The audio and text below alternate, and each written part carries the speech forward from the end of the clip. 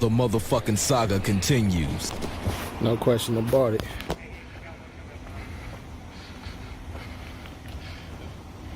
me a favor, big man. Do me a favor, just stay right there by the business, okay? Okay.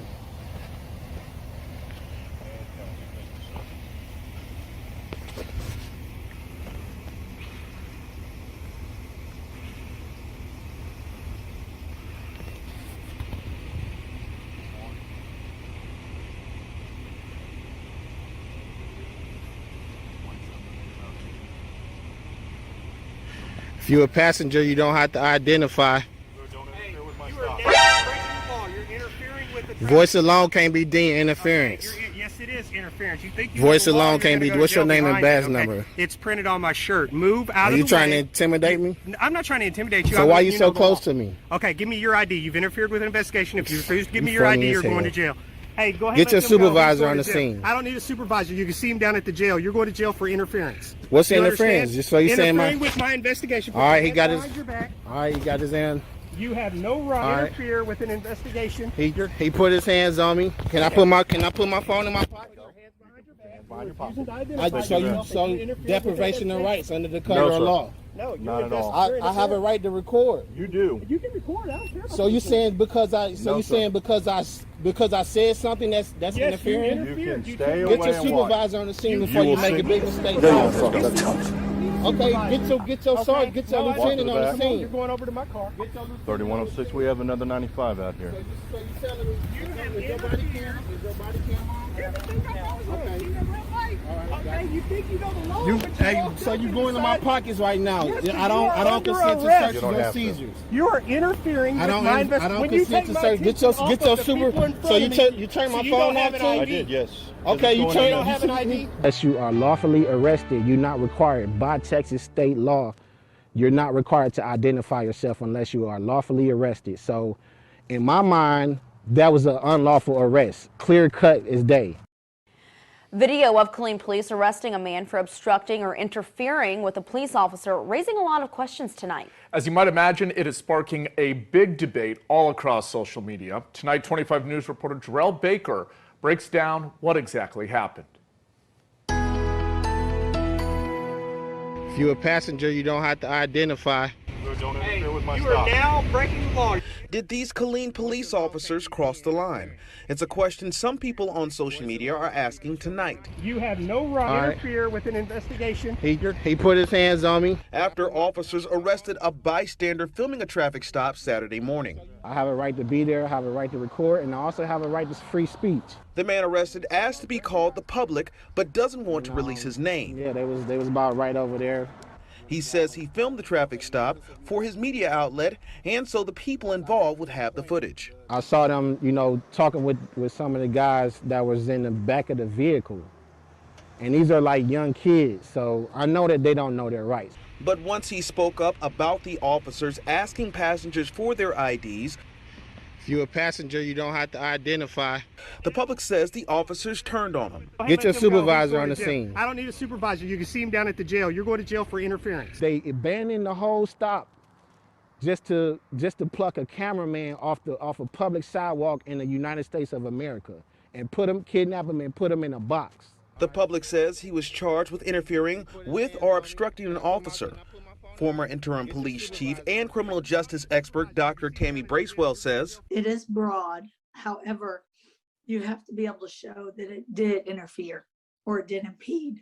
And it's very clear in the statute that verbal provocation alone is not enough. According to a statement from KPD, the public interjected himself into the investigation by engaging with the other people in the vehicle, distracting the officers, and creating a safety hazard.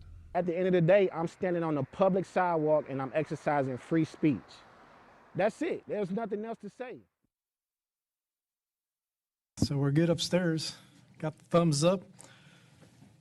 So at this time, I am going to go ahead and call this City Council workshop for Tuesday, January 4th, 2022. Happy New Year, everybody. Welcome to a new and exciting new year, at least from my mind, that is. So, and so let the record show that the entire council is here and they are present. So welcome, council. We're going to get started with our citizens petition, item number 1, which is CP 22001. Mr. James I hope I pronounced that right, Everard. All right, Mr. Everard, amend city ordinance section 16-107. Welcome, sir, and you got 3 minutes. Good evening, City Council, Mayor, City Manager, everyone. As a lot of people know, the laws are constantly changing and evolving, and they do that most of the time for the better. And I understand that the majority of the city ordinances were created well before any of you were elected. In fact, well before many of you were even in Killeen. The majority of the ordinances we have in the books right now are 20, 30 years old. And in the state of Texas, a lot of times the laws change and adapt to meet with the current times. Well, sometimes we come across these laws and they can become problematic because the laws have changed. Underneath the city ordinance 16-107 has interference or obstructing a peace officer, which is just one sentence long. And as many of you may know, we have what's called supremacy laws here in the United States, where if you have a city ordinance or a county ordinance, it is superseded by the state ordinance, which is actually covered in the Texas Penal Code itself in 108 for preemptions. No government subdivision or agency may enact or enforce any law that makes any conduct covered in this code or an offense subject to criminal penalty, and it goes on. Basically saying if there is already a law existing in the Texas Penal Code, you cannot have any city ordinance that goes against the same thing for county. Now, as you can tell, this is the city ordinance, this one little sentence there. This is the state, and continues on to the second page. The big difference and what's changed in the majority of laws in the United States, especially in Texas, is what we have is defense to prosecution. And defense of prosecution is basically a fancy way of saying, if you did this, it's not illegal. Like we have here in Texas, it says if you use speech only, or if you did a certain thing or whatever it may be, like when it comes to carrying a handgun. If it says that you're a law enforcement officer, or if you're carrying legally, or if you have a license to carry, or that nature, that you're not actually breaking the law when it comes to carrying a firearm. And we have to have these so that way people know, hey, I'm not breaking the law, and peace officers know that they're not actually going to arrest people for something that if they're not committing a crime for. So, and as much as it's difficult to go through and find every single little change that's done to the city ordinance, you got guys like me that can bring it to your attention and say, hey, it's something that needs to be updated, and hopefully the city can get together, see the upgrades needed, bring it to a vote, and get it brought up to the state level so there's not going to be any people in the city arrested for what may be legal on the state level that preempts the city level. Questions? All right, great job. Thank you. We appreciate that. All right, thank you very much. And we'll refer that to our legal, and sometime in the future, I'm sure it'll come back. And so with that said, I know we got other people that want to speak, and we're going to move on to our citizens petition. And this is the part where we allow members of the public to address the council regarding items other than the public hearing. And it's not a regular city council meeting, so we don't have public hearings, but we'll allow everybody to speak here during the citizens' comment. And the first one, I'm just going to call them in order that they were given to me, is Mr. Kevin Butler. Mr. Kevin Butler, welcome, sir, and you got 3 minutes. All right, so I first want to start off with a question. I ask this question to every cop that I come across while cop watching. Are you familiar with the First Amendment? I've asked this question hundreds of times, and the only person that was able to answer was Officer Smith, badge number 425 of the Killeen Police Department, so kudos to him. The reason I ask is because there seems to be some sort of attack on our freedoms in this country. The sole reason I'm here speaking today is because a lot of people have forgotten about the First Amendment. Again, my name is Kevin Butler. I'm an advocate for accountability, activist, U.S. Navy veteran, military spouse, and father. My wife is currently serving down the street at Fort Hood, one of the largest installations of freedom in this country, which makes it somewhat ironic that mere blocks from Fort Hood entrance, I was accosted by Killeen police and plucked off a public sidewalk, thrown in a jail cell for exercising one of the most basic freedoms we have in this country, freedom of speech and freedom of press. Why do you think those ideas were implemented and protected by the founding fathers? Because without free speech and free press, our voices would become silent forever.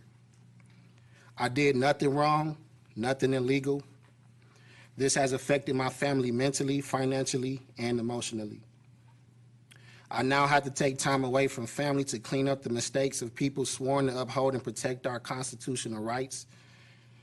I want to emphasize the fact that this ordinance had to have gone through the hands of majority of the positions that sit up here. To overlook and omit the basic constitutionality of this ordinance is egregious and a direct violation of the Texas Penal Code 39.02, which is abuse of official capacity. It reads, a public servant commits an offense if with intent to harm or defraud another, she knowingly violate the law relating to the public servant's office or employment. Everyone from Officers Patterson, Officer Crum, Sergeant Baez, Chief Kimble, and everyone who sits before me are responsible for my unlawful arrest. You cannot criminalize a constitutionally protected activity such as free speech. I would like to encourage you to take a good look at this ordinance as it does not reflect the state law, Texas Penal Code 38.15, and it absolutely does not reflect the Constitution. Thank you for your time. Thank you. We appreciate that. Next is Mr. Bill Paquette. Welcome. And you got 3 Speak minutes. into the mic, bitch. Good evening, Mr. Mayor, council members. I'm aware of Mr. Butler's situation only from what is in the paper, and I couldn't disagree more. I watched a number of so-called First Amendment advocates, auditors, on YouTube, and the scenario was always the same. You have someone who really pushes the situation and turns it from nothing into something major, because the more drama there is, the more views. The more views, the more valuable this person's work becomes. It's one thing to keep the police in check, and I think through the actions now of body cams and dash cams and everyone recording with their phones, the police realize they're always being scrutinized. Doesn't stop every wrongful incident, but it has come a long way to make sure that everyone gets treated a whole lot better, regardless of color. But to interject yourself into any law enforcement officer doing his job, now he, as it said in the paper, now he's distracted. He's got the person he's dealing with, and he's got to worry about what you're doing. And you're trying to coach somebody when he's trying to get some information he needs to go ahead and solve the problem. So no, I don't want to change anything. I don't know why people do this. Well, I do. I answered the question. It's about money. The more views, the more money, the more valuable it is. But no, I'm totally against changing any policy that allows these people, because it starts with Mr. Butler. How many other people are going to go, oh, and I can do this? Every time I see a police officer stopping somebody, I'm going to get in that interaction there, and we don't need that. Thank you. All right, thank you. Next is Mr. C.J. Grisham. Welcome, sir. You got 3 minutes.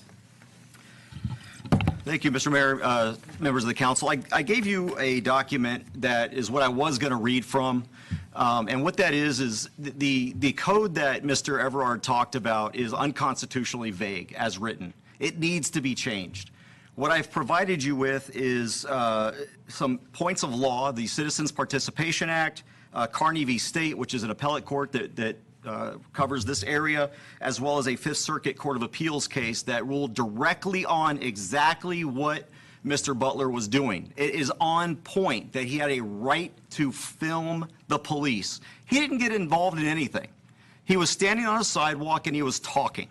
And I can't believe we have a citizen up here. So, I mean, instead of reading this to you, I'd like to kind of just give you my thoughts and ask you to read, because this is the legal reason why you should change your ordinance. But I can't believe I just heard somebody say that we can't have people exercising their rights. That's all that Mr. Butler was doing. He was exercising his right to hold government officials accountable. And when there's an ordinance that the police can in some way look at to undermine that right, that's a complete violation of the Texas Citizens Participation Act, because it chills that speech. We have a right as a citizenry to hold our government accountable. Guess what? Law enforcement is government. Okay, and I think we've seen, especially over the last couple of years, that had it not been for people filming cops, we probably wouldn't have some of the convictions that we've had recently. We probably wouldn't have had some of the social justice that we've had recently. And yet there are actually people that want to chill the right of people to film cops doing their job to make sure that they do it right. Now, it not only protects the citizen that's being interacted with by the police, it's protecting the police. Because if the police, if there's a claim against the police and there's film out there, guess what? If that film contradicts what that person is claiming against the police, you've just protected the police officer's job. But you can't create a crime out of an articulated right under our Constitution. The free speech, the right to press is enumerated in our Constitution. The Fifth Circuit has made this very clear that citizens in the Fifth Circuit, which Texas falls under, have a right to film the police. Not every circuit, but every circuit that has ruled on this issue has found that there's a right to film the police, and not one circuit in this country has said there is no right to film the police. He was at a decent distance. He went exactly where he was supposed to go because the officer told him to stand where he went to go stand. And then when he opened his mouth, oh gosh, we can't have that. The police officer went up and arrested him. For doing what? For telling the citizen what his right was. He wasn't telling him what to do and what not to do. He wasn't saying resist. He wasn't saying run away. He wasn't saying shoot somebody. He was telling him what his rights are. And if we have an ordinance that law enforcement can use. Your first 3 minutes have expired. May I have a minute, please? I'm An almost extra done. minute, yes. If we have an ordinance that police are relying on to say that you don't have a right to inform citizens of their rights, then that ordinance needs to be changed. And once again, this is a legal issue that has already been, Killeen PD and this city is already liable for what happened to Mr. Butler because the Supreme Court has already ruled on this. There's no qualified immunity in this case. If this doesn't get dropped, if the city doesn't drop it or force the prosecutors to drop it, there is civil liability for the officer involved, the police department, and the city for failing to train their officers on Turner v. Driver, which is the Fifth Circuit Court of Appeals case. And I just implore you all to use your power, whatever you have, to make sure that Mr. Butler gets the justice he gets. He can go home and stop messing with these charges that should never have been brought before because a police officer didn't know how to do his job. And Officer Patterson needs to be retrained and probably suspended. Thank you. Time expired. Thank you. Appreciate it. All right. And that's all, folks. Copy me, radio.